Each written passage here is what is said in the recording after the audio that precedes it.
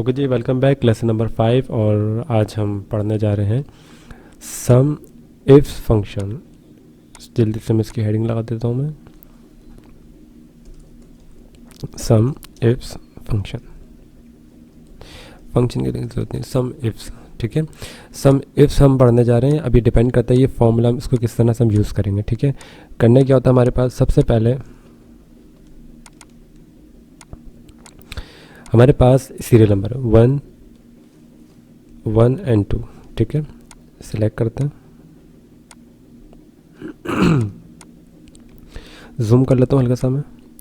ठीक है, और अगर हमारे पास फॉर एग्जांपल कंपनी में यहाँ पे बहुत सारे एम्प्लॉयज़ काम कर रहे हैं और वहाँ पे हमें किसी उन सब एम्प्लॉयज़ में से किसी एक या दो या किसी 3 एम्प्लॉय का हमें टोटल सेल्स हमें उनकी निकालनी है कि उन्होंने टोटल प्रोडक्ट कितनी बेची है।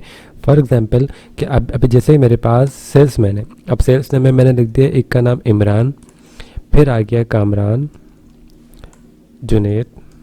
ठीक है, फिर कामरान, फिर जुनैद, फिर इमरान, फिर कामरान लिख दिया, फिर जुनैद, फिर कामरान नहीं इमरान ले लेते हैं, इमरान। ठीक हो गया। अब मैंने बस शॉर्ट बनाई मैंने सम इफ्स के लिहाज से। ठीक है, अब आप देखिए मेरी बात को, ये मेरे पास आ गया सेल्समैन। अब इन लोगों की यहाँ पे ये वो लोग हैं जो हमारे पास सेल्स में काम कर रहे हैं, लेकिन अब इनका मैंने अब ये 3 लोग हैं फॉर एग्जांपल, अब ये लोग हैं, अब इन्होंने 10 दिन में इन्होंने टोटल कितनी सेल करी होगी। अब एग्जांपल इन्होंने पहले दिन इन्होंने हमारी जो प्रोडक्ट है इतनी बेची, कामरान ने दूसरे दिन इतनी बेची, किसी ने इतनी बेची, किसी ने इतनी बेची। ठीक है, तो ये मैंने एक रैंडमली मैंने एक नंबर डाल दिया। ठीक हो गया। अब क्या हो गया हमारे पास कि इमरान, कामरान, जुनैद, ये हमारे पास अलग अलग हमारे पास क्या आ रहे हैं, टोटल सेल्स आई हुई हैं। पहले अब इसमें मैंने डेट्स वगैरह कोई मेंशन नहीं करी कि जो डेट है किस हिसाब से किस दिन करी उन्होंने, कोई डेट मैंने मेंशन नहीं करी भी, सिर्फ मैंने 3 कॉलम के हिसाब से मैंने उसको डिज़ाइन करा है। ठीक है, बेसिक के और नॉर्मल मैं आपको समझा रहा हूँ उस वक्त। ठीक है, नेम पर हम गए और टोटल पे आ गए। अब मैंने आपसे कहा फॉर एग्जांपल अभी 10 लोग हैं, या 10 कर दें या इसको आप कर दें 100 लोग हैं या 50 लोग हैं। मैंने उनसे कहा कि इस पूरी 50 की लिस्ट में जहाँ जहाँ इमरान लिखा हुआ आ रहा है, इमरान की टोटल आप बता दें। तो क्या आप 50 लिस्ट में 50 जहाँ पे मतलब 50 जो लिस्ट होगी, मतलब 50 लोग हैं वहाँ पे, उसमें कामरान जहाँ जहाँ आ रहा होगा, क्या आप उसको वहाँ पे काउंट करेंगे? तो टाइम लग जाएगा आपको। अगर मैंने आपसे कहा कामरान का बता दें, तो कामरान की अगर आप टोटल करने बैठेंगे तो बहुत ज़्यादा आपको टाइम लग जाएगा, घंटों लग जाएंगे उसको करने में, और उसमें मिस्टेक्स होने के भी चांसेस हैं। तो यहाँ पर हम फॉर्मूला लगाते हैं सम इफ्स का, यानी कि पूरी लिस्ट में से किसी भी एक स्पेसिफिक नेम को वो उठा के आपके पास मेंशन कर देगा, प्लस साथ में उसके टोटल भी आपको बताएगा कि जो कामरान का अगर आपने टोटल मांगा था तो उस पूरे 10 दिन में जहाँ जहाँ कामरान लिखा था उसके आगे जो नंबर लिखा हुआ था, जैसे कि इसके आगे जो नंबर लिखा था उन सबको वो क्या कर देगा, फॉर्मूला हमारा ऐड कर देगा, यानी कि इसको प्लस कर देगा। ठीक है, जल्दी से चलते हैं। पहले तो इसको मैं सिलेक्ट करता हूँ, कॉपी करता हूँ, यहाँ पे लाके इसको करता हूँ पेस्ट, कंट्रोल V से पेस्ट होता ही है। ठीक है, अगेन पेस्ट। सिलेक्शन ख़त्म करने के लिए एस्केप का बटन दबाएंगे हम कीबोर्ड के लेफ्ट कॉर्नर पे। ठीक है, नेम हमने लिखना है। अब नेम क्या लिखा हमने यहाँ पे, एग्जांपल इमरान। अब यहाँ पे इमरान लिखा, अब इमरान का मुझे टोटल करना है तो मैं पे यहाँ पे मैनुअली मुझे करना पड़ेगा, तो यहाँ पे हम लगाएंगे फॉर्मूला। यहाँ लिखता हूँ मैं इमरान।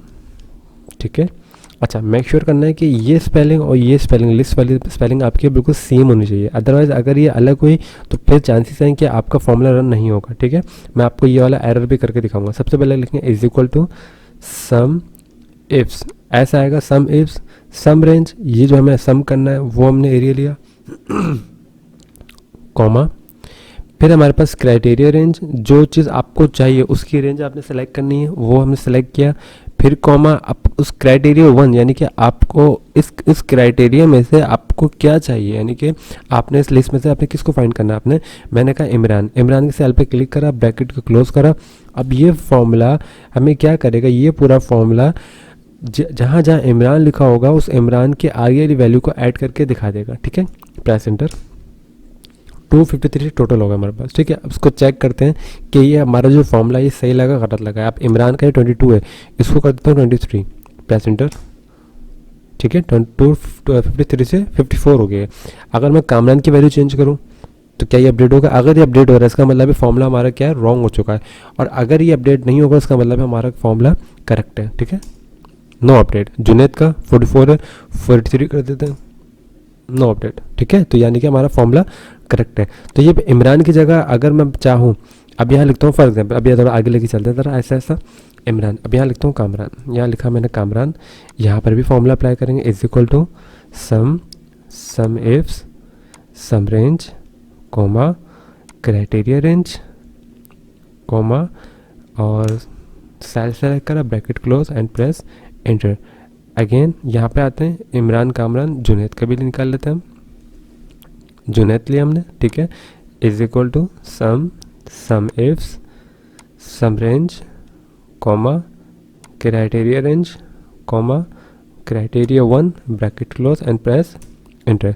ठीक, अच्छा अब अगर इमरान की जगह यहाँ पे कामरान लिखूँ तो क्या ये इस सेल को फंक्शनली काम करेगा कि इमरान की जगह कामरान लिखा है तो उसकी वैल्यू पुट करेगा? बिल्कुल करेगा। अगर यहाँ पे लिखते हैं कामरान, एंटर प्रेस करा, ये समझे कामरान का टोटल दे दिया, और यहाँ लिखा मैंने जुनैद, तो ये जुनैद आ गया। और अगर यहाँ लिखूँ मैं अली, क्या ये अली का टोटल देगा?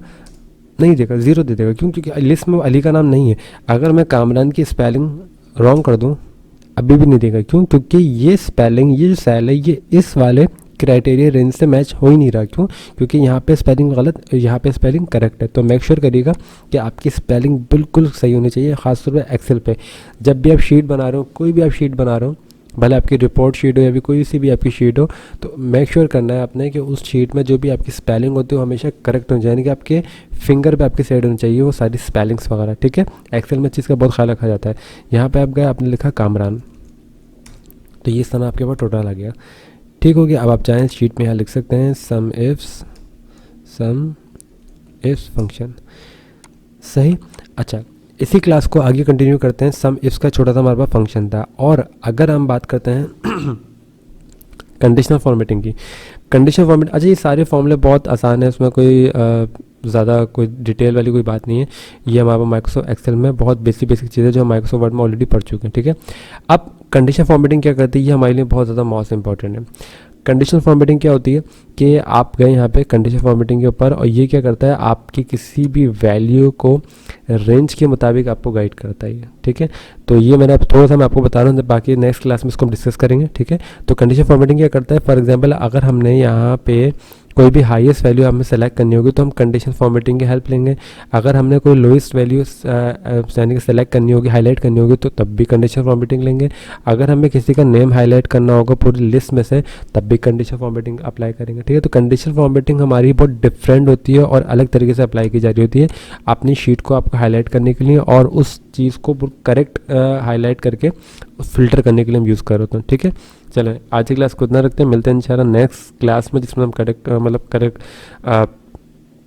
डिस्कस करेंगे कंडीशनल फॉर्मेटिंग। ठीक है, चलो मिलते हैं इंशाल्लाह नेक्स्ट क्लास में, जब तक के लिए अल्लाह हाफिज़।